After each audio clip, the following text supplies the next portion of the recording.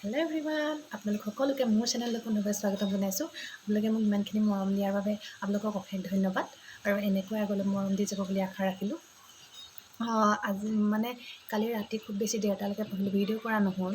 ৰাতি ডেৰটালৈকে পঢ়িলোঁ, মানে টেবুলতে ডেৰটালৈকে আছোঁ। আকৌ বিচনাত গৈও মক টেষ্ট অলপ ট্ৰাই কৰিলোঁ আৰু যিহেতু ইউটিউবত আজিকালি ধুনীয়াকৈ কণ্টেণ্টখিনি দিয়ে আৰু প্ৰশ্ন দিয়ে, সেইখিনিকে অবজাৰ্ভ কৰি তেনেকৈ দুটামানেই বাজিলেগৈ আৰু দুটামান বজাৰ পিছত আৰু ৰাতিপুৱা উঠোতে আজি দেৰি হৈ গ'ল। আপোনালোকে কিমান টাইমত আৰু কেনেকৈ উঠে জনাবচোন। মোৰ কিন্তু ৰাতিপুৱা একদম উঠিব পৰা নাই। মানে যদি এলাৰ্মো দিওঁ নহয় উঠিবলৈ মন নাযায়, তো দেৰি হৈ যায় উঠোতে। তো সেইকাৰণে কৈছোঁ আপোনালোকে যদি কিবা আইডিয়া আছে দিবচোন। কিন্তু মোৰ যিহেতু আমাৰ স্কুল 4 তাৰিখৰ পৰা আৰম্ভ হ'ব, তো তেতিয়া স্কুলতে বিজি থকা হ'ব। তো ৰাতিপুৱাটো সোনকালে উঠিব লাগিব, নহ'লেতো পঢ়া একদম নহ'ব। আৰু ৰাতিপুৱাই মোৰ বেষ্ট মানে পঢ়িব লাগিব। সেইকাৰণে ভাবিছোঁ যে 4 তাৰিখৰ পৰা একদম মানে ৰাতিপুৱা 3টা মানতে উঠিবলৈ চেষ্টা কৰিম, নাজানো কি হয়। আৰু আজি ভাবিছোঁ মই অকল ষ্টেটিক জিকেৰ ওপৰত নোট বনাম আৰু আজি মোৰ ষ্টেটিক জিকে বহীখন আজি আপোনালোকক দেখাই দিম কিমানখিনি নোট বনাইছোঁ এতিয়ালৈকে। আৰু নোটখিনি কোনোবা বেলেগ এদিনা দিম, আজি বহীখন আপোনালোকক দেখাই দিম।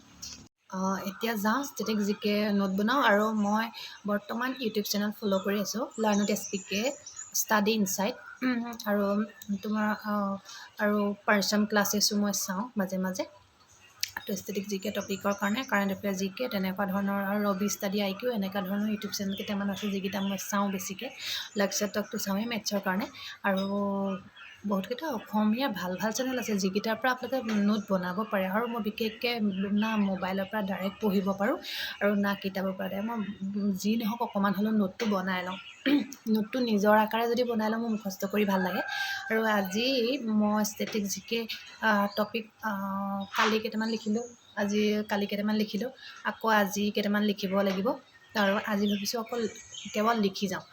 ষ্টেটিক জিকে নোটখিনি বনালোঁ, যিহেতু মই স্কুল খোলাৰ লগে লগে মই একদম নোট বনাবলৈ টাইম নাপাম, তেতিয়া যাতে মই অনলি মুখস্থ ৰিভাইজ দিব পাৰোঁ তাৰ ওপৰত গুৰুত্ব দিম। ভাবিছোঁ আজি দিনটো অকল নোটেই বনাম। আহকচোন আজি কি কৰোঁ আপোনালোকক দেখুৱাম। এইখন হৈছে মোৰ ষ্টেটিক জিকে বহীখন, মই বনাই লোৱা এখন। আৰু ইয়াত মই এনেকৈ নোট বনাই গৈছোঁ দেখুৱাই। এইখন বহী মোৰ নতুনকৈ বনোৱা হয় আৰু বেলেগ বহীও আছে ষ্টেটিক জিকে। ইণ্টাৰনেশ্যনেল বাউণ্ডেৰী,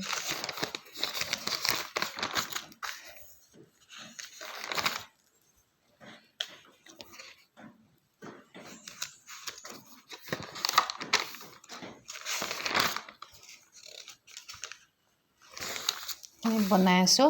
আজি বনাম মই অসমৰ জনগোষ্ঠীসমূহ, এইখিনিৰ যিখিনি উৎসৱ, যিখিনি তেওঁলোকৰ সাজপাৰ, গোটেইখিনি এনেকৈ বনাই যাম। কাৰ্বিৰ বনালোঁ আৰু এতিয়া মই গাৰোৰ বনাই লওঁ।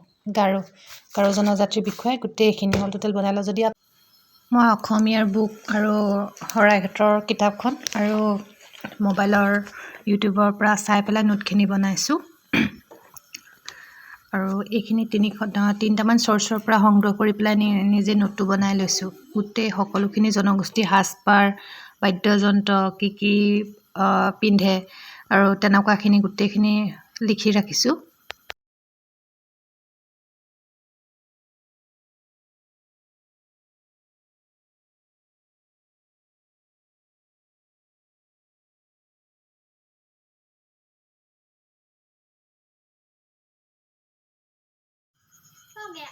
অসমীয়াৰ বুকৰ মই অলপ ভিডিঅ' কৰি দি দিছোঁ। কাৰোবাৰ যদি অসমীয়াৰ বুক কিতাপখন নাই তেন্তে নোট বনাই ল'ব পাৰিব। মই দি দিছোঁ, যিখিনি বেছি ইম্পৰ্টেণ্ট বুলি ভাবিছোঁ সেইখিনি হাইলাইট কৰি থৈছোঁ, আপোনালোকে চাব পাৰে।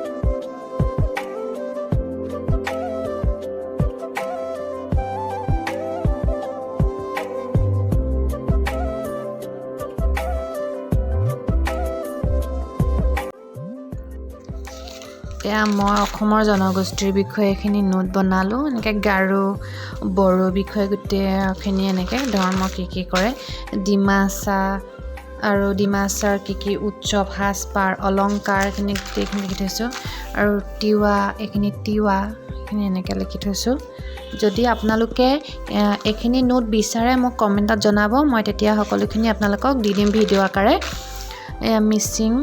মিচিঙৰ বিষয়েখিনি সাজপাৰ অলংকাৰ এইখিনি আৰু এইখিনি ৰাভা চাহ জনগোষ্ঠী হাজং আহোম সোণোৱাল কছাৰী আজি এইখিনি লিখিলোঁ অসমৰ যি জনগোষ্ঠীৰ জাতি জনজাতিৰ বিষয়ে এইখিনি লিখিলোঁ আৰু যদি এইখিনি আপোনালোকে নোট বিচাৰে তেন্তে মই আপোনালোকক দিম আৰু মই এইখন ষ্টেটিক জিকে বহীত অসম সাহিত্য সভাৰ বিষয়ে লিখা আছে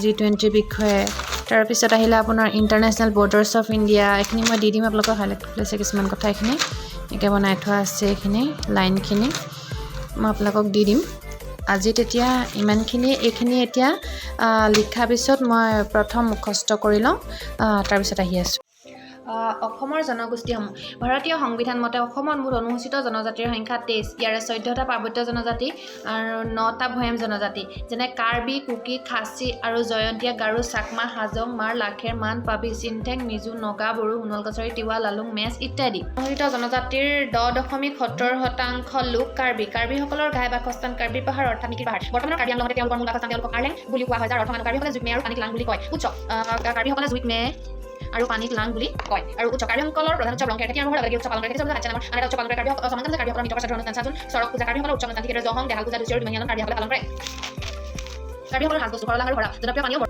এতিয়া মোৰ এইখিনি মুখস্থ কৰিলোঁ আৰু অলপ ৰিভাইজ দিব লাগিব যিহেতু এইখিনি বহুতখিনি লিখা হ'ল আৰু এইখিনি পটককৈ মুখস্থ নহয় কিন্তু এবাৰ কৰিছোঁ ৰাতিলৈ আৰু এবাৰ ৰিভাইজ দিম আৰু গণিতৰ চেপ্টাৰ আৰু দিবলৈ আছে মই দিম যদি আপোনালোকে ষ্টেটিক জিকে এইখিনি অসমৰ সাজপাৰ যদি বিচাৰে মানে অসমৰ জনগোষ্ঠী এনেকুৱা ধৰণৰ যদি মোৰ হেণ্ড ৰিটেন নোটখিনি বিচাৰে তেন্তে মই দিব পাৰিম আৰু এইখিনি মই বহুতকেইখন কিতাপ ইউটিউব বহুতখিনি চাৰ্চ কৰি নিজলৈ বুলি নোট বনাই লৈছোঁ যদি আপোনালোকে বিচাৰে মই এইখিনি দি দিম যদি আপোনালোকে বিচাৰে তেন্তে কমেণ্টত নোট লাগিব নালাগে লিখি দিব আৰু আজিলৈ আহিছোঁ তেন্তে আশা কৰোঁ আজিৰ ভিডিঅ'টো চাই ভাল পালে যদি ভাল পালে তেন্তে লাইক কমেণ্ট শ্বেয়াৰ ছাবস্ক্ৰাইব কৰিবলৈ নাপাহৰিব আৰু আশা কৰোঁ আজিৰ ভিডিঅ'টো চাই আপোনালোকে যথেষ্টখিনি ভাল পালে আৰু যদিহে আপোনালোকে মোৰ নোটখিনি বিচাৰে তেন্তে কমেণ্টত লিখি দিব তেন্তে মই নেক্সট ভিডিঅ'ত আপোনালোকক নোটখিনি দিবলৈ চেষ্টা কৰিম